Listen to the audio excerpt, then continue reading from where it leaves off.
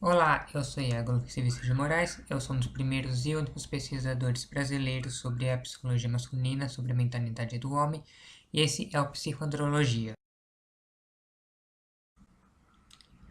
Olá pessoal, hoje gostaria de falar de um tema um pouco polêmico, se bem que praticamente todos os temas que eu trago aqui são um pouco polêmicos, mas enfim, esse talvez seja um pouquinho mais do que o normal, e é o paradoxo da equidade mencionado no documentário Hiernervasi. Eu acho essa pronúncia, não sei alemão, se eu estiver errado me perdoem, mas o nome certinho está aparecendo aí para vocês na parte superior do vídeo.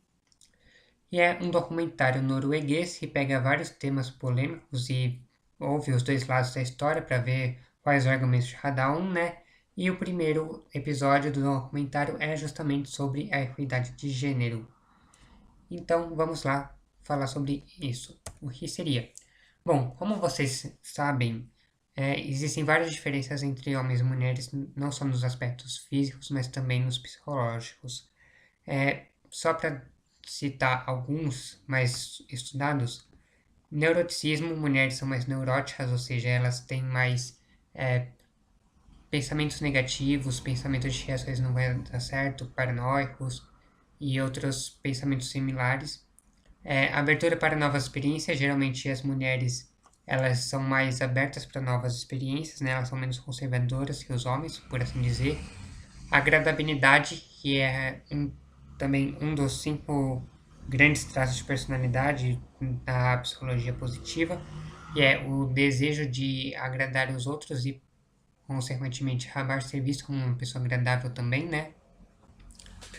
Universalismo, a crença de que todas as pessoas são iguais, devam ter os mesmos direitos e tudo mais. Profissões relacionadas ao cuidado, brincadeiras mais sociais que envolvam aniversários, casamentos, enfim, relações sociais do dia a dia. Depressão e benevolência, ou seja, o ato de ser bom, né, de perdoar os outros, dar uma segunda chance. E todas essas características aqui da esquerda, elas são mais comuns em mulheres e são encontradas em praticamente todo o mundo. Se você for fizer um estudo aqui no Brasil, você vai encontrar que as mulheres têm essas características mais acentuadas que os homens. Se você for na Noruega, você vai encontrar essa mesma padrão. Se você for no Japão, mesmo padrão. Se você for na África, mesmo padrão. Todo mundo, praticamente, essas características da esquerda são mais desenvolvidas em mulheres. Já essas da direita, elas são mais acentuadas, são mais expressivas em homens, né? Então a questão da agressividade, principalmente a agressividade física ou sexual, geralmente ela é considerada mais forte em homens. A verbal psicológica talvez nem tanto, é mais comum em mulheres, mas no geral a agressividade, testes de agressividade, os homens obtêm uma pontuação mais alta. Extroversão, meritocracia, né? Os homens geralmente são mais meritocratas que as mulheres, já que as mulheres são mais universalistas. Os homens eles acabam sendo um pouco mais meritocratas. Hedonismo, em geral, os homens também têm pontuações maiores que as mulheres, os homens tendem a ser mais hedonistas. Processos relacionados à ciência e tecnologia, acho que essa eu nem preciso citar aqui. Todo mundo sabe que engenharia, mecatrônica, coisas relacionadas à tecnologia, de ponta, né, a alta ciência, as ciências pesadas, como se diz em inglês, elas são profissões muito masculinas. Brincadeiras turbulentas, também acho que não preciso dizer, todo mundo que já viu crianças brincando percebe que meninos eles são mais turbulentos, mais agitados. A psicopatia, esse é um pouco mais controverso, como eu mencionei no outro vídeo. A indica que a psicopatia ela só é mais característica dos homens, porque ela é definida de uma forma mais masculina, mas se a gente considerar o borderline como um tipo de psicopatia, então não haveria diferença. E a questão da dominância social, homens eles geralmente dão mais importância à hierarquia, à questão da dominância. E aí, como vocês já devem ter mais ou menos uma ideia, já devem ter ouvido falar no dia a dia, existe uma teoria de que essas diferenças elas se dão porque vivemos em culturas que dizem que homens e mulheres devem se comportar diferente, então eles acabam se comportando por uma questão de desejabilidade social, mas e se nós parássemos de exigir isso de homens e mulheres e criássemos os dois da mesma forma, não haveriam diferenças. Então, supostamente, quanto mais igualitária uma cultura, menor seriam as diferenças entre os sexos nessas características que eu mencionei para vocês. Só que o que nós observamos é que, na verdade, ocorre justamente o oposto. Quanto mais igualitária uma cultura é, maior a diferença nessas características, nessas habilidades que eu acabei mencionando para vocês. Então, se eu pegar, por exemplo, a Dinamarca, a Noruega, esse pedacinho aqui, que são os países mais igualitários do mundo, já, sei lá, desde que começaram a medir igualdade de gênero nos países, eles geralmente são os países em que tem a maior diferença em agradabilidade, agressividade entre homens e mulheres, entre.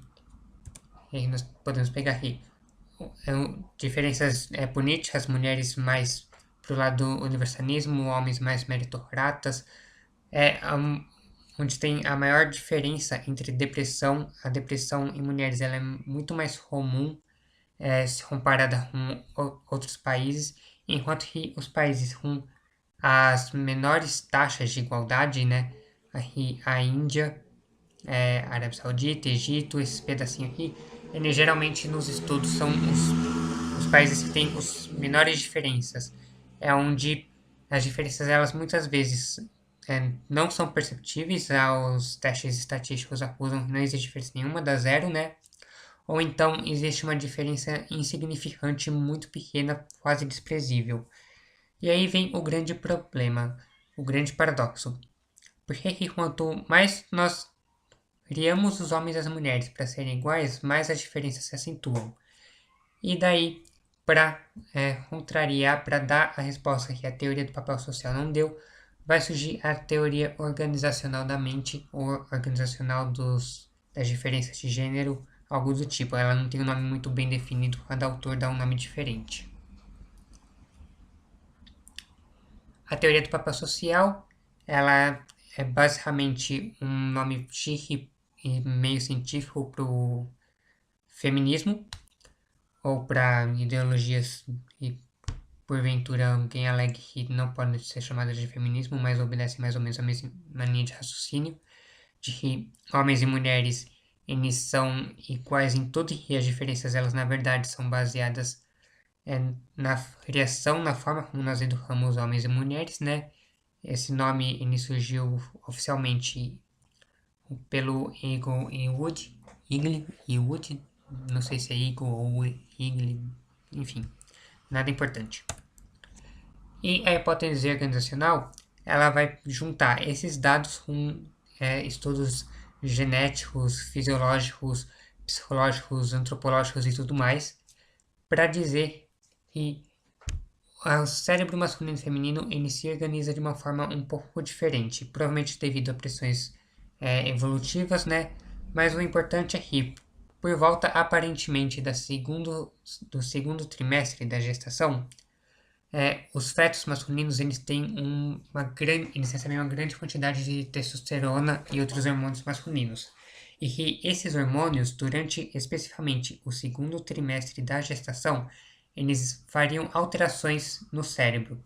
Eles fariam conexões ou desfariam conexões irreversíveis e seriam responsáveis por fazer com que homens e mulheres tenham interesses diferentes ou se comportem de formas diferentes, tanto faz.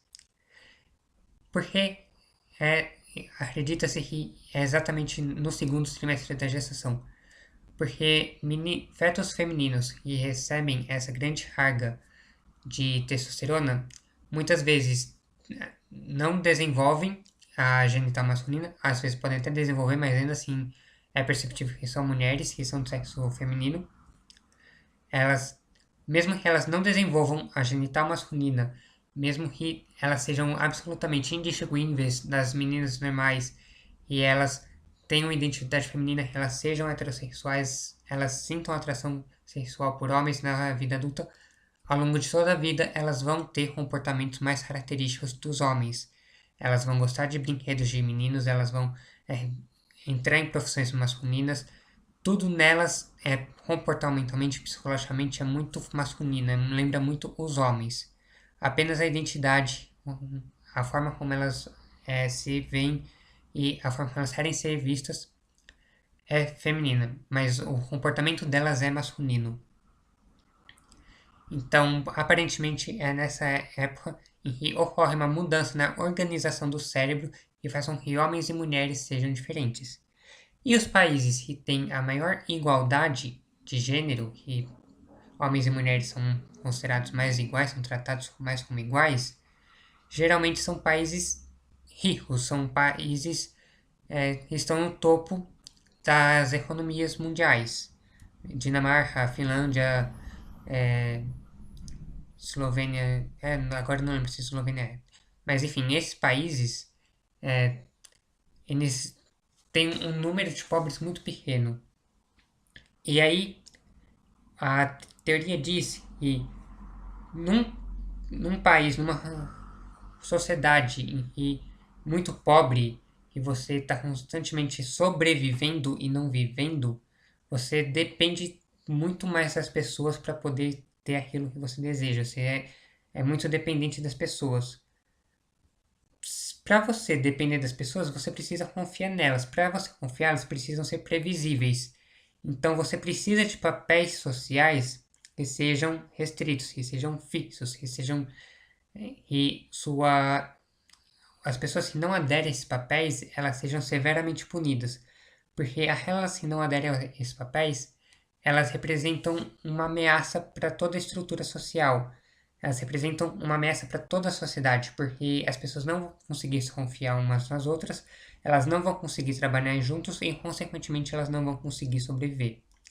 Em países em que não existe essa necessidade tão grande da sobrevivência, em que as pessoas podem se dar ao luxo de gastar com coisas que não são necessárias, de deixar para amanhã o que pode ser feito hoje, e tem essa mordomia, vamos dizer assim, elas geralmente são muito mais individualistas, elas incentivam muito a expressão de si mesmo. Faça aquilo que te faz feliz, faça aquilo que você quer, e não que os outros querem que você faça, aquilo que os outros querem para você.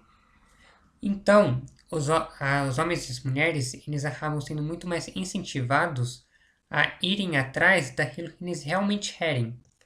Então, já que eles têm mais liberdade para procurar aquilo que eles querem, não aquilo que a sociedade precisa, a diferença ela acaba aumentando. Por hoje é isso, espero que vocês tenham gostado. Se gostaram, curtam, deixem nos comentários o que vocês acharam, dúvidas, sugestões, é muito importante para poder estar melhorando continuamente o canal. Compartilhe com os amigos, inscreva-se para receber as atualizações, siga minha página no Facebook, torne-se meu patrono no Patreon ou faça uma doação para eu poder continuar fazendo um trabalho cada vez melhor. Muito obrigado e até o nosso próximo vídeo.